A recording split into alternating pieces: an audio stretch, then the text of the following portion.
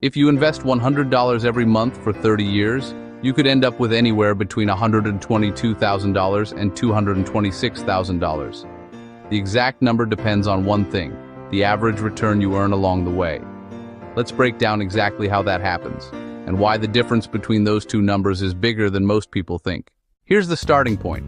If you put in $100 a month for 30 years, you will have personally contributed $36,000. That's it. Everything above that number is growth. The question is, how much growth? Let's start with a conservative assumption. If your money grows at 7% a year, which is roughly what the stock market has returned over the long run once you adjust for inflation, your $36,000 in contributions turns into about $122,000 after 30 years. Now let's bump that up slightly. At 8% a year, that same $100 a month grows to around $149,000.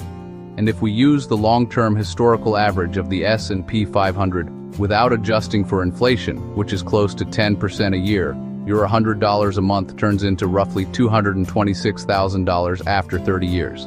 That's the same monthly contribution, the same 30 years, but the outcome nearly doubles depending on the assumption you use.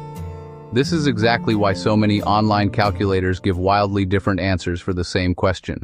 It's not that one is wrong, it's that they're using different assumptions about the rate of return. So why does the growth accelerate so much in the later years instead of staying flat? This is compound interest. In the first few years, most of your balance is just the money you put in. But over time, you start earning returns not just on your contributions, but on the returns from previous years too. By year 20, your money is working harder than you are. In fact, in the 10% scenario, more than 80% of your final balance comes from investment growth, not from money you actually deposited. Now, a few things to keep in mind before you get too excited about these numbers. First, these figures don't account for inflation unless we specifically say so. $226,000 in 30 years won't have the same buying power as $226,000 today. Using the inflation-adjusted 7% figure gives you a more realistic sense of what that money will actually be worth to you in today's terms. Second, this assumes a steady average return every single year, which never actually happens in real life. Some years the market goes up 20%. Some years it drops. The 7, 8, and 10% figures are long-term averages, not guarantees, and not a smooth path. Third, this doesn't include fees, taxes, or investment costs, all of which will reduce your actual take-home growth depending on what account and investments you use. Now here's the part that matters most, and it's the part most people miss. Time matters more than the amount you invest.